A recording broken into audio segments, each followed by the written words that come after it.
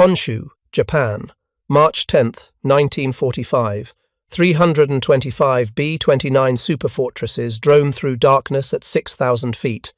No defensive guns armed. Bomb bay doors yawning open to the humid Pacific air. Each aircraft carries 6 tons of incendiary clusters. The crews breathe without oxygen masks for the first time in months. Below them, Tokyo sleeps unaware that everything has changed. For 9 months, these same bombers had climbed to 30,000 feet, wrestling with jet streams nobody understood, dropping high explosives through clouds they couldn't see through, achieving nothing but mechanical failure and frostbite. Tonight they fly low, heavy, and vulnerable. The doctrine that demanded stratospheric precision has died. In its place, something darker and more effective rises from the ashes of failed strategy. Preparing and narrating this type of story took us long efforts and hard work. So, if you are enjoying the story, please consider subscribing to our channel. If you're enjoying this deep dive into the story, hit the subscribe button and let us know in the comments from where in the world you are watching from today. Wichita, Kansas, September 19th, 1942. Boeing Assembly Plant No. 2 stretches under fluorescent lighting that never dims. Engineers in white shirts and narrow ties cluster around stress calculations for the Model 345 prototype. The numbers are staggering. Empty weight 44,000 pounds, maximum takeoff weight 120,000 pounds, wingspan 141 feet, 4 Wright R3-350 engines, each producing 2,200 horsepower. The requirement from Army Air Forces is explicit. Deliver 5,000 pounds of bombs to targets 2,500 miles away at altitudes above 30,000 feet. The Japanese homeland must be reachable from whatever islands America might capture in the Pacific. The problems cascade immediately. At 30,000 feet, air density drops to 30% of sea level. Engines gasp, wings lose lift efficiency, control surfaces barely respond, temperatures plunge to -50 degrees Celsius, hydraulic fluid thickens to useless paste, gun lubricants freeze solid, crew members require pressure suits or risk decompression sickness. Boeing's solution is revolutionary. The first pressurized bomber cabin in mass production, 11 50 caliber machine guns in remote-controlled turrets, 4 separate bomb bays with pneumatic doors, an analog computer system that calculates bombing solutions accounting for altitude, airspeed, drift, and wind. General Henry Arnold reviews the specifications at Wright Field. He sees beyond the mechanical complexity to strategic possibility. A bomber that operates above enemy interceptor altitude makes defensive fighters irrelevant. If Japanese aircraft cannot climb to 30,000 feet fast enough to intercept, the B-29 becomes invulnerable. The theory is elegant. Fly high enough and the enemy becomes irrelevant. Reality will prove far more complex. Manufacturing begins before testing concludes. The urgency of war compresses normal development cycles from years to months. By December 1942, the first prototype hasn't flown, but production lines already operate. Workers rivet fuselages for an aircraft that exists primarily in wind tunnel data and slide rule calculations. The pressurization system alone requires 9 miles of aluminum tubing. Each remote turret needs its own fire control computer. The central gunner coordination system uses early analog processors to track multiple targets simultaneously. Boeing engineers call it the most complex aircraft ever attempted. Critics call it impossible. Test flights begin at Boeing Field in September 1943. Eddie Allen, Boeing's chief test pilot, reports control forces that exceed human strength at high altitude. The aircraft requires hydraulic boost for all primary flight controls, another first for production bombers. Engines overheat catastrophically. Magnesium crankcase fires consume nacelles. On February 18, 1943, Allen's prototype crashes into a Seattle meatpacking plant after engine fires spread through the wing. 10 crew members and 19 civilians die. The investigation reveals fundamental cooling problems with the R3-350 engine. Wright Aeronautical insists the problems are manageable. Boeing engineers document 27 separate engine-related emergencies in the first 150 hours of test flying. The production schedule doesn't pause. By March 1944, 4 separate plants manufacture B-29s: Wichita, Kansas; Renton, Washington; Marietta, Georgia; Omaha, Nebraska. Combined output reaches 100 aircraft monthly despite unresolved technical problems. Engines still catch fire. Pressurization systems leak. Remote turrets malfunction. Gun sighting computers fail in sub-zero temperatures. Operational squadrons inherit an aircraft still deep in development. The theory of high-altitude invulnerability remains unproven. Salina, Kansas. April 19, 1944. The 58th Bombardment Wing conducts high-altitude training missions. Pilots climb their B-29s to 32,000 feet, fighting control forces that grow exponentially with altitude. At 25,000 feet, the aircraft handles normally. At 30,000, pilots need both hands on the yoke for simple turns. At 32,000, maintaining heading requires constant attention. The autopilot helps but fails frequently in the extreme cold. Navigators discover a phenomenon nobody anticipated: rivers of air moving at 200 miles per hour above 30,000 feet. These jet streams, unknown to meteorologists before the war, push bombers off course by hundreds of miles. Bombardiers report another problem. The Norden bombsight, precise at 20,000 feet, becomes erratic at extreme altitude. Temperature differentials between the pressurized cabin and external atmosphere create optical distortions. Bombs dropped from 32,000 feet drift unpredictably. Circular error probable exceeds 1 mile. For precision targets like factories and rail yards, such accuracy is worthless. Gunners struggle with different challenges.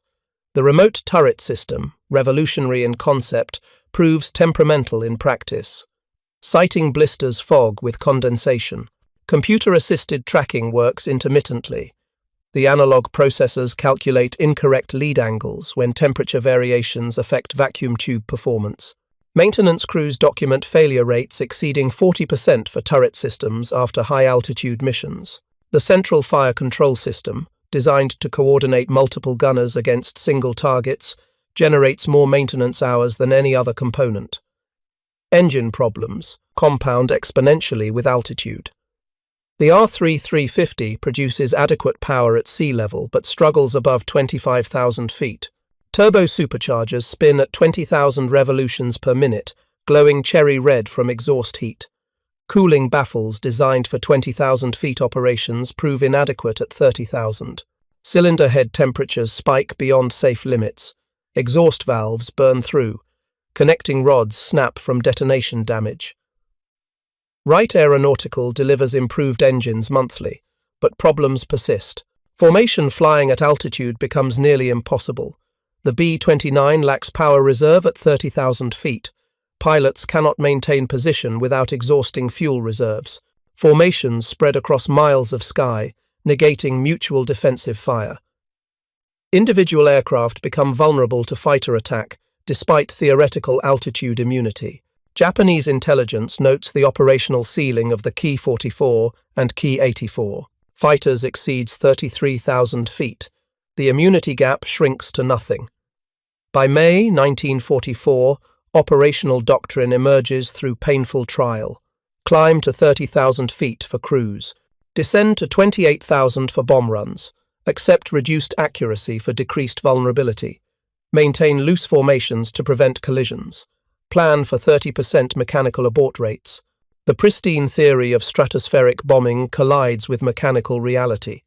The B-29 can reach extreme altitude, but it cannot fight there effectively. Chengdu, China, June 5, 1944. Operation Matterhorn begins with 77 B-29s launching from forward bases in China. The target is railway yards in Bangkok, Thailand. The mission plan calls for bombing from 27,000 feet to avoid fighter interception and anti-aircraft fire. Mechanical failures begin immediately. 16 aircraft abort with engine problems before reaching cruise. Altitude. 4 more turn back with pressurization failures. The remaining 57 bombers scatter across 100 miles of sky, each navigator fighting different wind conditions.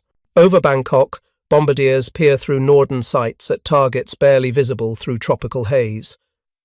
The jet stream, completely unexpected at this latitude, pushes aircraft 30 miles off course.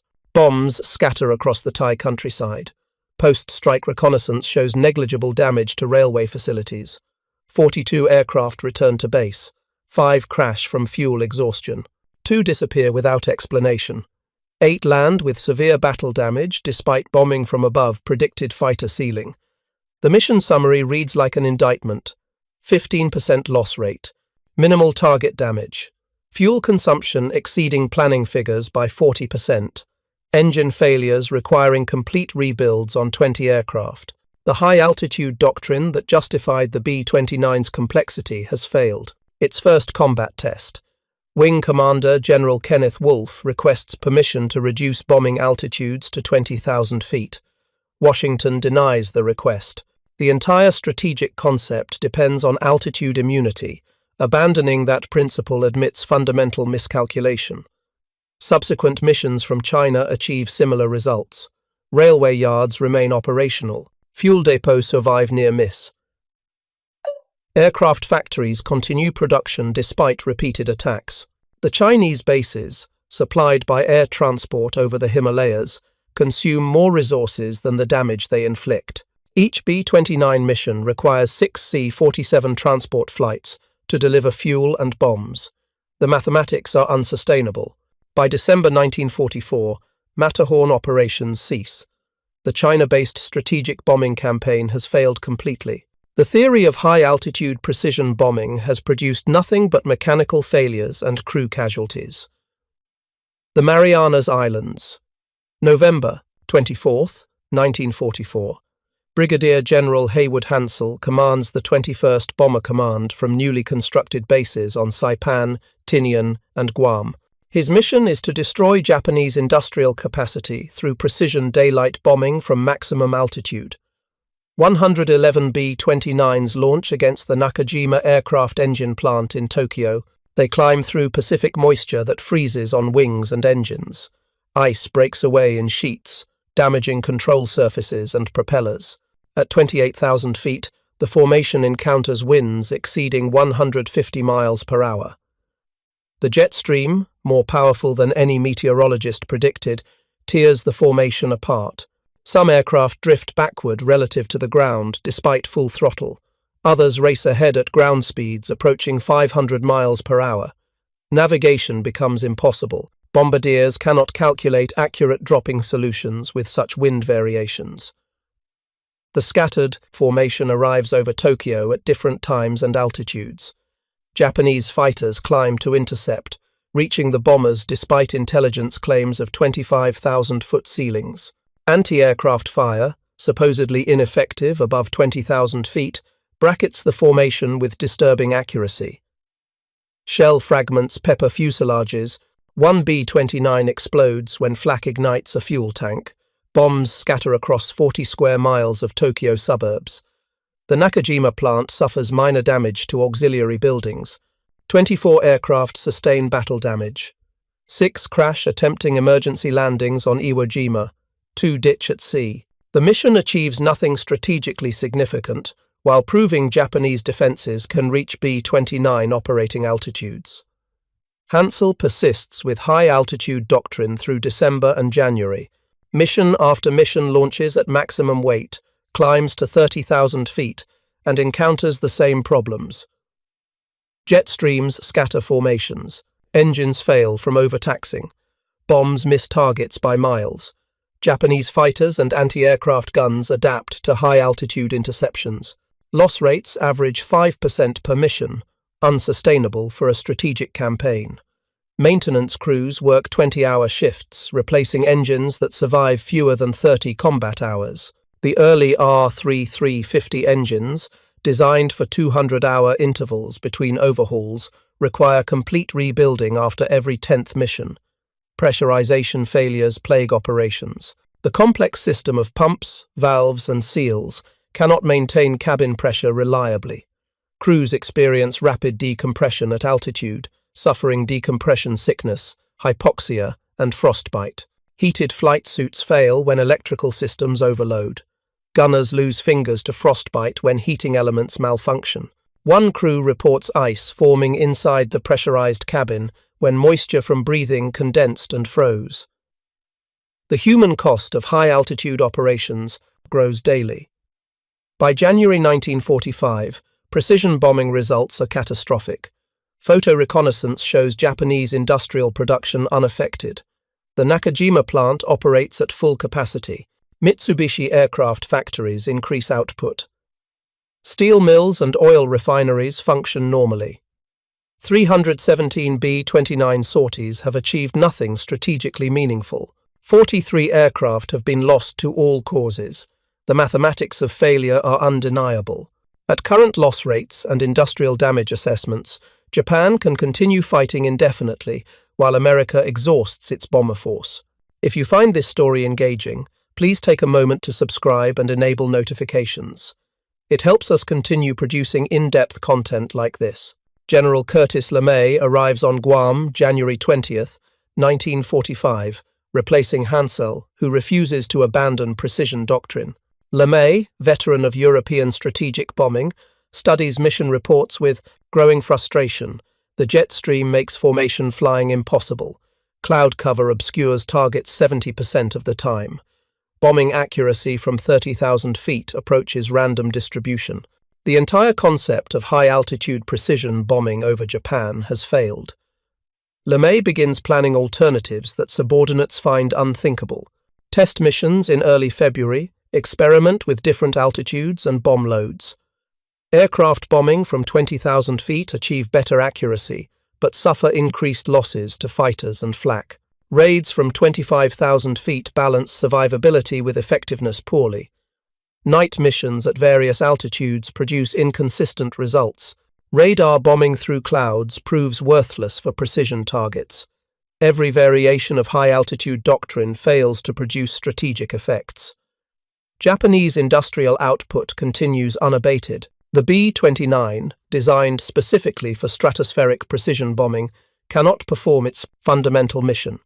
LeMay requests target intelligence on Japanese cities, not factories or rail yards, but entire urban areas. Staff officers assume he's planning area bombing similar to European campaigns. They're wrong. LeMay is planning something unprecedented in American strategic doctrine.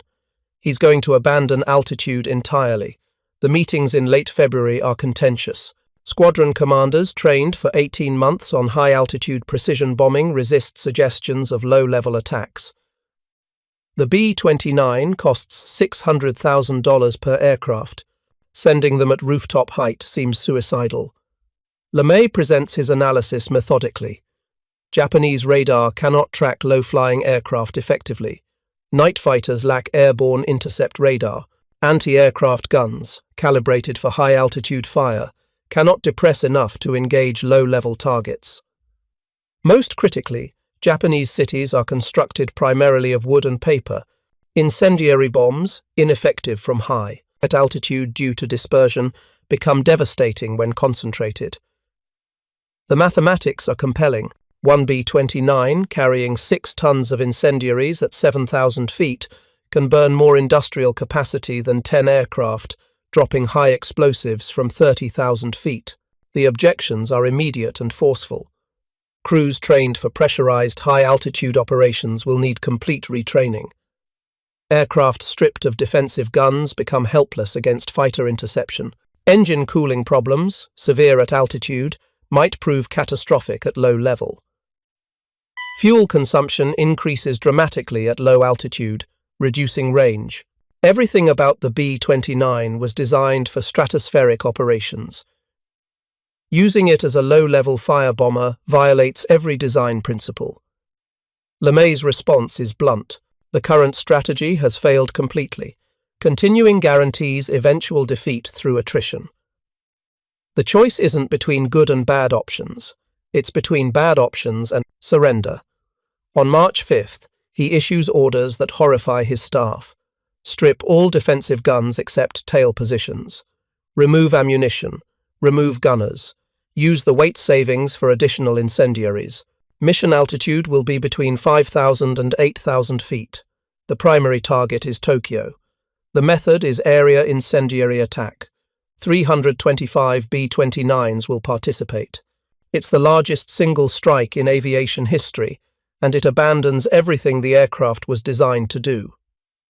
March 9th, 1945. Afternoon briefings on Guam, Saipan, and Tinian produce stunned silence. Pilots accustomed to 5-hour climbs to altitude learn they'll fly at 5,000 feet. Gunners discover they're grounded, their positions filled with incendiary clusters. Engineers calculate fuel loads for low-altitude crews, finding unexpected range advantages. Without the fuel-hungry climb to altitude, B-29s can carry maximum bomb loads to Tokyo and return with reserves. Weather officers predict clear skies and mild winds below 10,000 feet, perfect conditions for concentrated incendiary attack. Pathfinder aircraft launch at dusk, carrying target markers and navigation aids.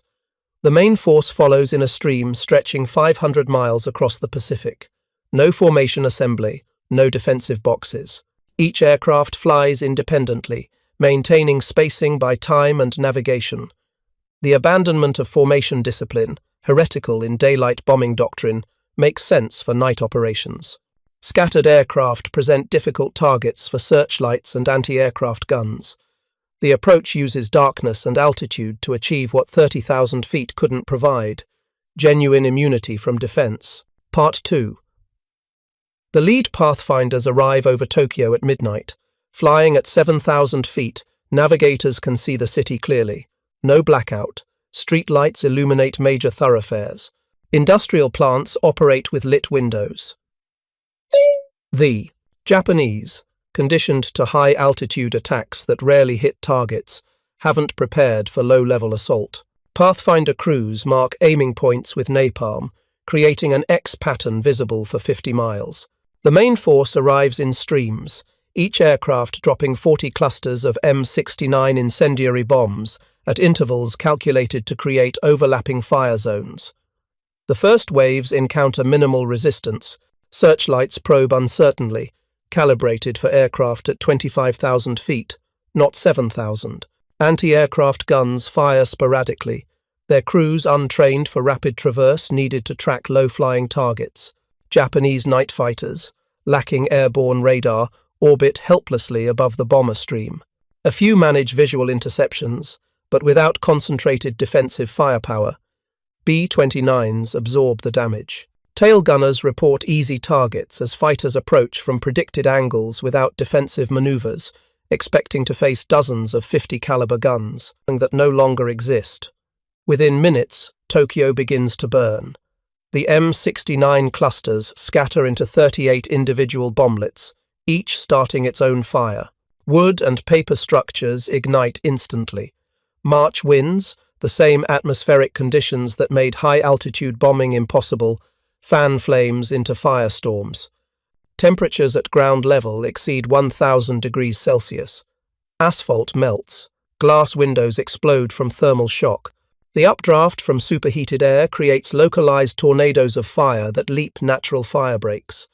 Subsequent waves of bombers fly through smoke columns rising to 15,000 feet. Turbulence tosses 90,000-pound aircraft like toys. Pilots report visibility dropping to zero, flying on instruments through smoke thicker than any weather. The smell of burning wood penetrates pressurized cabins.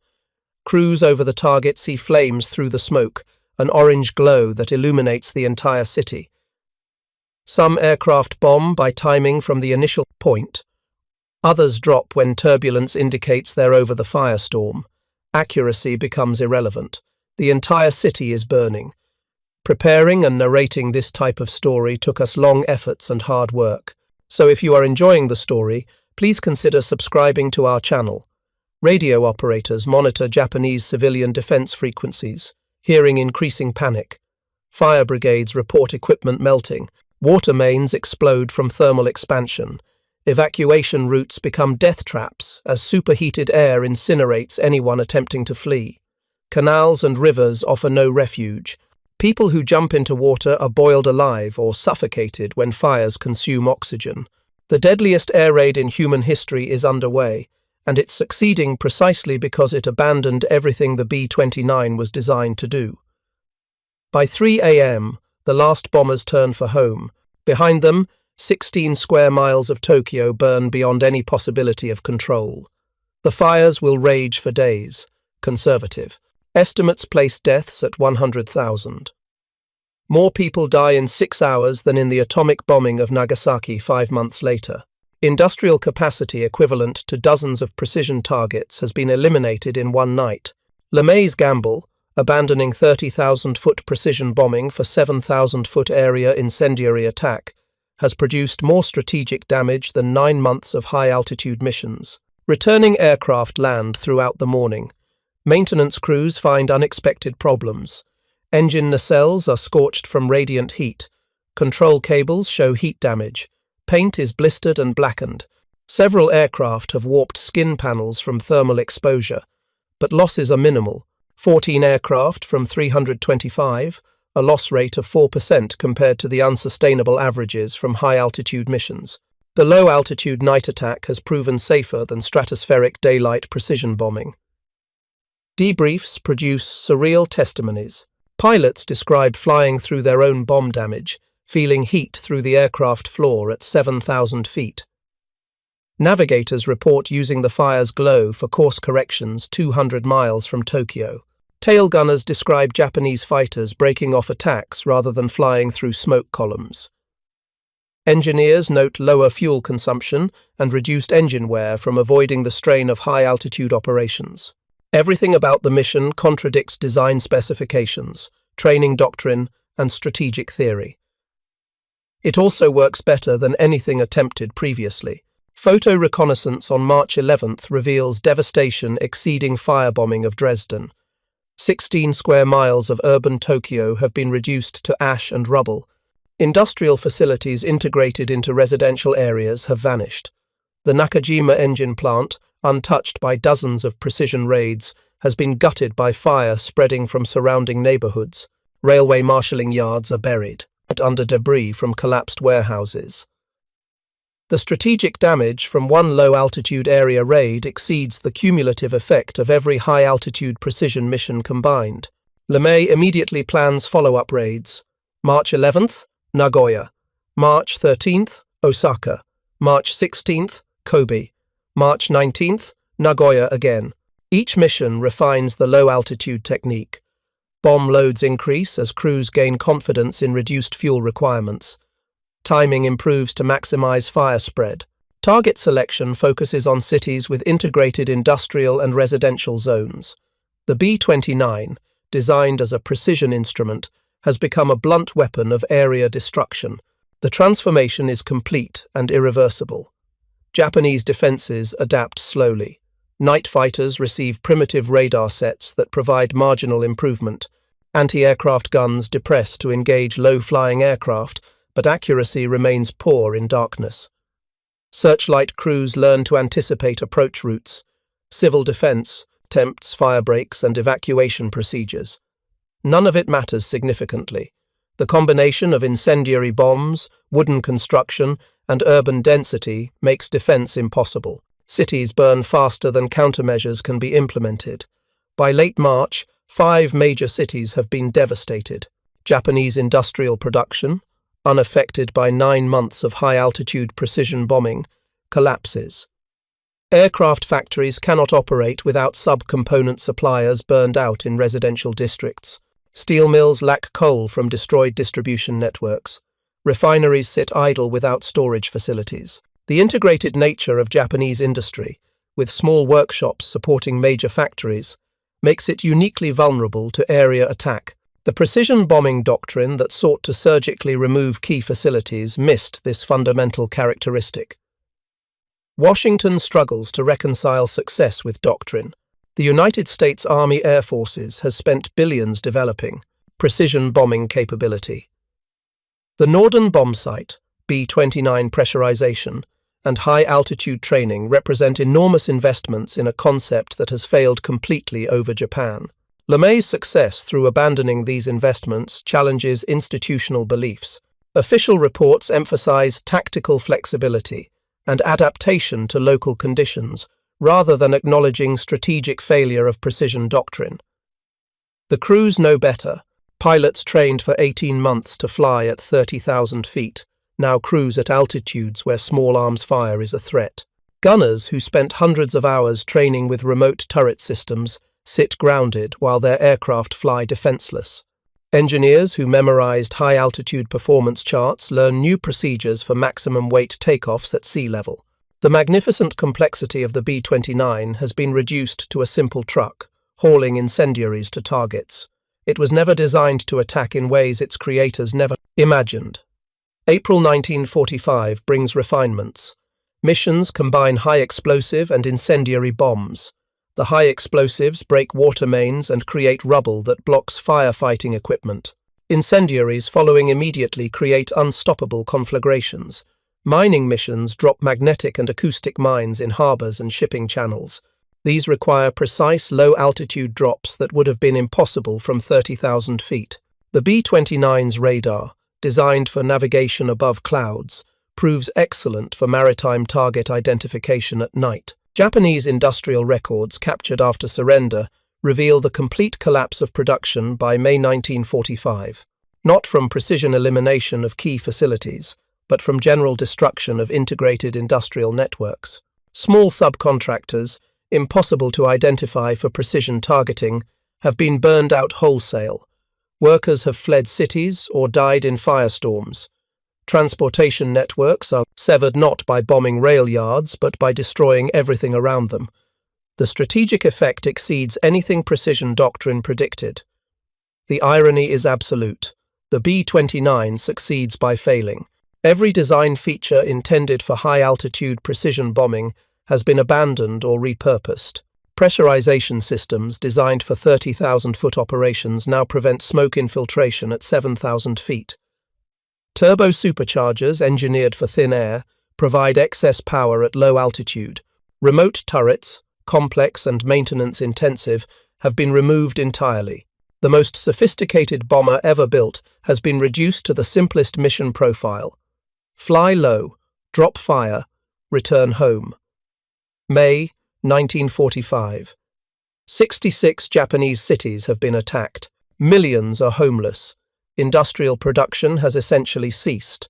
The strategic bombing campaign has succeeded completely, but not through the method anyone planned. Internal Army Air Forces assessments acknowledge reality without admitting error.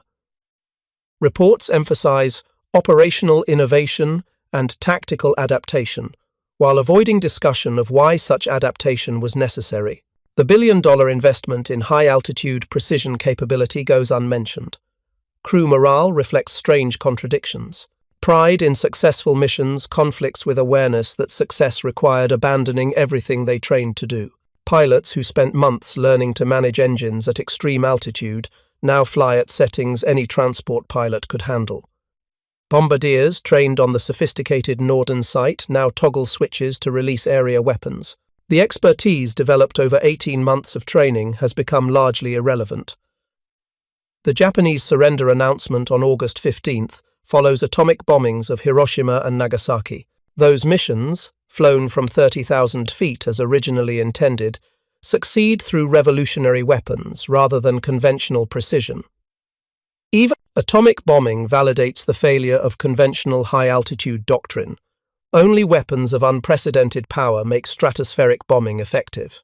The conventional precision campaign that justified the B-29's development never achieved its goals. Post-war United States strategic bombing survey teams study Japanese industrial facilities. Their findings are damning for precision doctrine advocates. Factories targeted repeatedly from high altitude show minimal damage, while surrounding areas devastated by low-level incendiary attacks show complete destruction. The Nakajima plant, primary target of the first B-29 raid, operated until area attacks destroyed worker housing and supplier networks. Precision bombing failed not just tactically but conceptually. Japanese industry was too integrated, too dispersed, too redundant for surgical elimination. The survey documents a fundamental misunderstanding. American planners assumed Japanese industry mirrored American centralization. Large factories with internal supply chains that could be identified and destroyed. Reality was different. Japanese production depended on thousands of small workshops in residential areas. A single aircraft component might involve dozens of subcontractors operating from converted homes. Precision bombing could never identify or target such dispersed production. Only area destruction could eliminate these networks. Technical assessments reach similar conclusions. The B-29 was over-engineered for its ultimate mission: pressurization, defensive armament, and high-altitude capability added weight, complexity, and cost without contributing to strategic success. A simpler aircraft optimized for night, low-altitude incendiary delivery would have been more effective and economical. The pursuit of technological sophistication had actually impeded strategic effectiveness. Veterans' accounts compiled decades later maintain consistent themes: the shock of abandoning everything they'd trained for, the relief when low-altitude missions proved survivable, the guilt over civilian casualties from area bombing, the frustration with equipment designed for missions that couldn't succeed. Many describe feeling like they'd been prepared for the wrong war, trained with exceptional skill for operations that physics and geography made impossible. The 29,000 B-29s produced cost $20 billion in current values. The precision bombing campaign they were designed to execute failed completely. Success came only through abandoning design philosophy, doctrine, and training. The aircraft succeeded despite itself, not because of its sophisticated systems. The lesson was clear but institutionally unacceptable. Technology alone doesn't guarantee victory. Sometimes the most sophisticated solution is abandoning sophistication entirely.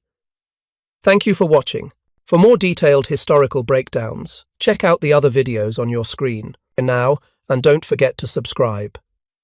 The B-29 story over Japan represents the ultimate irony of strategic air power.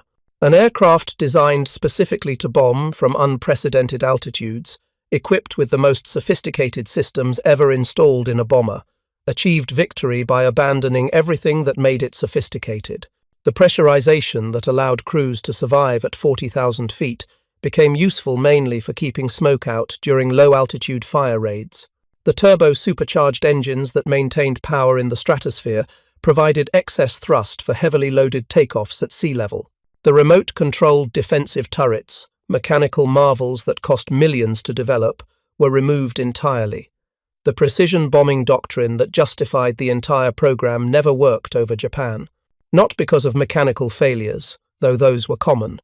Not because of crew training, which was extensive and excellent, but because the fundamental assumptions were wrong. The jet stream, unknown when specifications were written, made accurate bombing from extreme altitude impossible.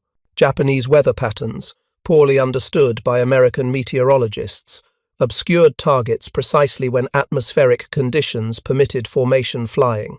Japanese industrial organization, dispersed throughout residential areas rather than concentrated in identifiable facilities, couldn't be eliminated through precision attacks.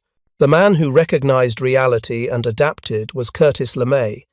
His decision to abandon high-altitude precision bombing for low-altitude area attacks horrified doctrine advocates, but won the campaign.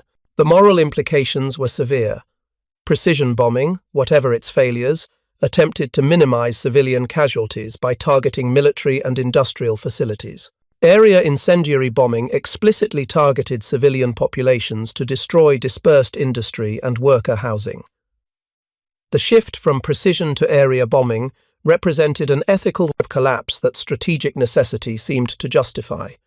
Yet, even this interpretation requires scrutiny.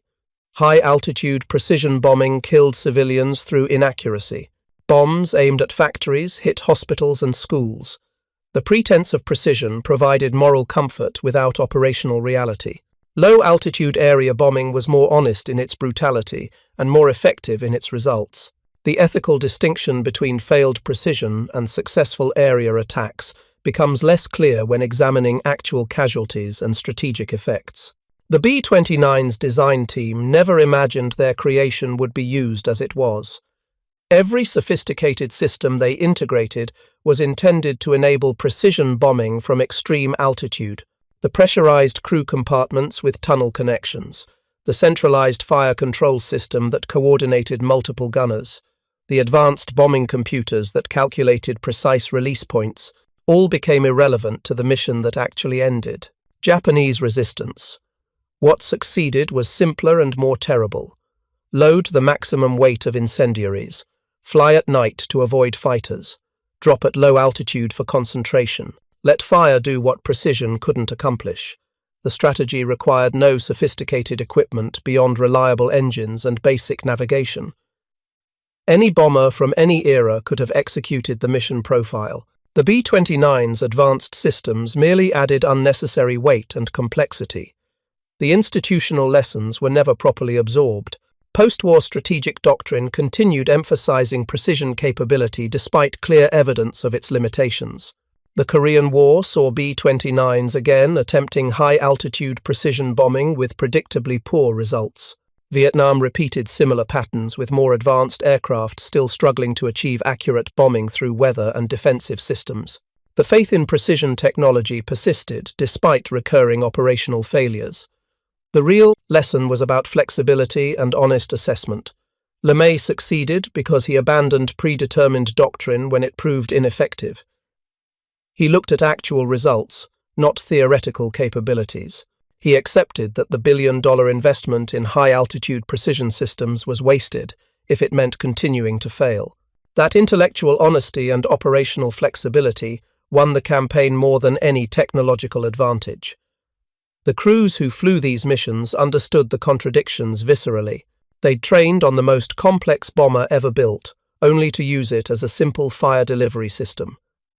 They'd memorized performance charts for altitudes they'd never fly operationally.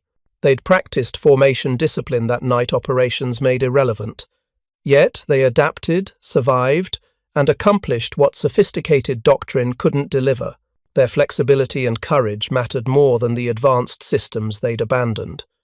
In the end, the B-29 over Japan became a metaphor for technological hubris. The most advanced bomber of its era achieved strategic success only by abandoning everything advanced about it.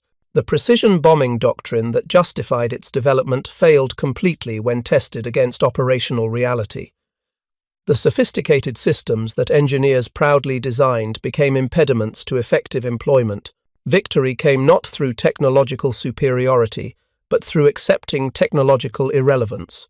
The 16 square miles of Tokyo that burned on March 10, 1945, marked more than just tactical success. They marked the death of precision bombing mythology and the birth of brutal honesty about air power limitations.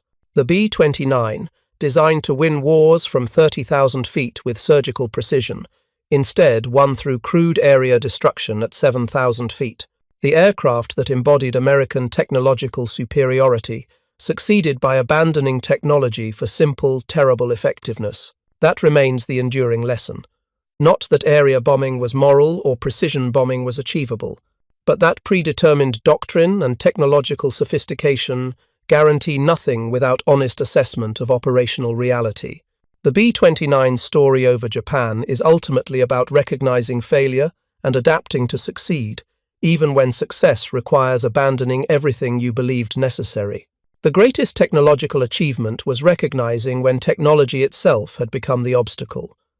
Preparing and narrating this type of story took us long efforts and hard work, so if you are enjoying the story, please consider subscribing to our channel.